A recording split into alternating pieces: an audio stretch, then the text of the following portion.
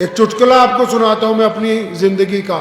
ہم پڑھنے آئے سہارنپور تو وہاں کچھ لڑکے ملے تو انہوں نے مجھے کہا کہ مولوی صاحب آپ کا پاجامہ نا ٹخنوں سے نیچے ہے.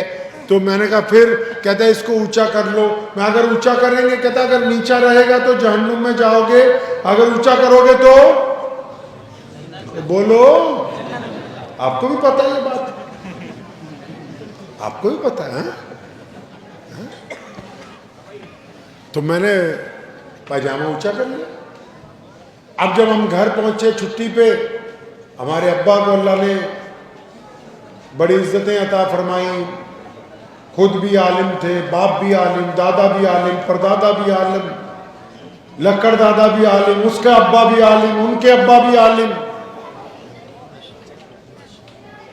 اب میں نے ان کو پوچھا, میں کہا جی آپ تو ہمارے سے جھوٹی بولتے رہے گا, بیٹا کیا ہوا؟ میں تم تو کہہ رہے تھے کہ ماں کے پیروں کے نیچے جنت ہے, یہ سہارنپور والوں نے بتایا بھی ٹکنوں میں پھنسی ہوئی ہے, اگر یہ پاجامہ اونچا رہے گا تو جنت میں جاؤ گے, نیچے ہو جائے گا تو جہنم میں چلی جاؤ گے. اب جب اسی سہارنپور میں حضرت مولانا مفتی مظفر حسین صاحب مفتی اعظم رحمۃ اللہ علیہ سے پڑھنا شروع کیا تو انہوں نے کہا, امام بخاری نے اس بات کو نقل کیا کہ رسول اللہ نے کہا کہ اپنے کپڑا ٹکنوں سے اونچا کر لو, اور فرمایا جب یہ کہا تو ابو بکر آئے دوڑے دوڑے, یا رسول اللہ میرا پاجامہ تو اکثر ڈھلک جاتا ہے.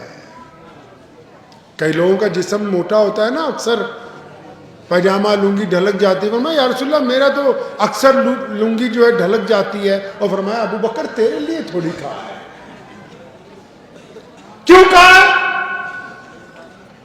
کیوں ہے جی مولانا یہ پاجامہ ٹخنوں سے اوپر کیوں رکھا ہے؟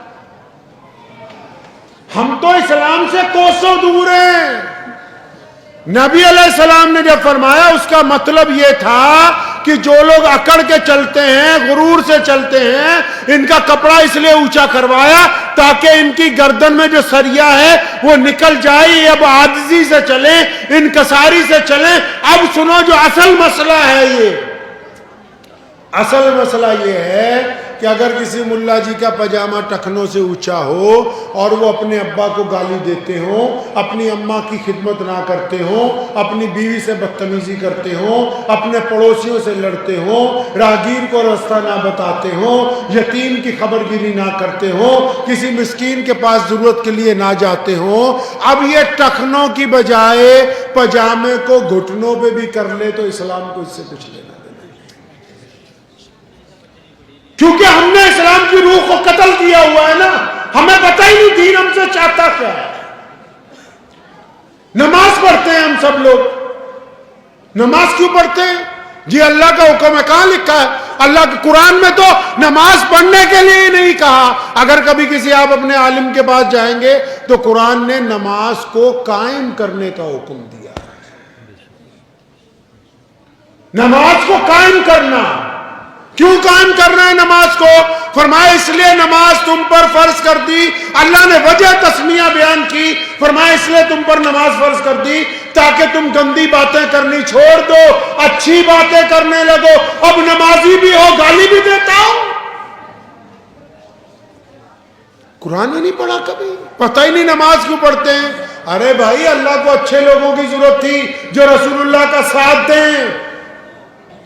اللہ کو اس دین میں اچھے لوگوں کی ضرورت ہے جو نبی علیہ السلام کی باتیں آگے تک پہنچائیں, جو نبی علیہ السلام کا نمونہ لوگوں کو پیش کریں. اب اچھے لوگوں کو بنانے کے لیے کیا کیا؟ فیکٹری لگا دی مسجد کی شکل میں کہ یہاں اچھے لوگ تیار ہوں گے. اب اس فیکٹری میں آج کل کیا ہو رہا ہے جی؟ جو فیکٹری لگائی بندوں کو اچھا بنانے کے لیے, جس کا نام مسجد رکھا, وہاں کیا ہو رہا ہے جی؟ وہاں ایک دوسرے کی ٹانگیں کھینچ رہے ہیں. پتہ ہی نہیں کہ ہم نماز کیوں پڑھتے ہیں. ہمارے بلے شاہ رحمۃ اللہ علیہ پنجاب کے بہت بڑے صوفی بزرگ گزرے ہیں, فرمایا کرتے تھے, قرآن پاک کی اس آیت کا ترجمہ پنجابی میں کرتے تھے, شاعر تھے نا, فرماتے تھے نماز بھی نیتی جاننے ہو, ٹھگی بھی کیتی جاننے ہو, یا کی کیتی جاننے ہو. مطلب نماز بھی پڑھتے ہو, جھوٹ بھی بولتے ہو, نماز بھی پڑھتے ہو, بے ایمانی بھی کرتے ہو, نماز بھی پڑھتے ہو, زنا بھی کرتے ہو, نماز بھی پڑھتے ہو, شراب بھی پیتے ہو, نماز بھی پڑھتے ہو, دوسرے کی بیٹی کی طرف گندی نگاہ سے بھی دیکھتے ہو, نماز بھی پڑھتے ہو, زنا کا ارادہ بھی. یہ کیا تماشا کرتے ہو بھائی؟ یہ تم نماز نہیں پڑھتے, تم بے ایمانی کرتے.